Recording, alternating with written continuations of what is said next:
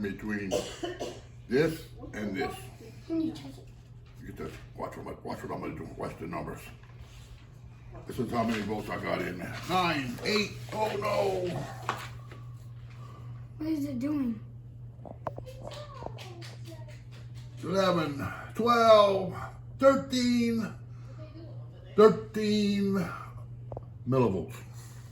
And what that means? That's 13 1/1000ths of a volt. Now, how much resistance I got? Let's see. You know how resistive I am? 1.2 million ohms. You know what an ohm is? No. It's a resistor. What's a resistor? The resistance to electricity. The higher it is, the lower the electricity. Let's see what you are. I don't want to be an electrician. It's nothing. It's not gonna hurt. Just pinch those two right there. That's what you got.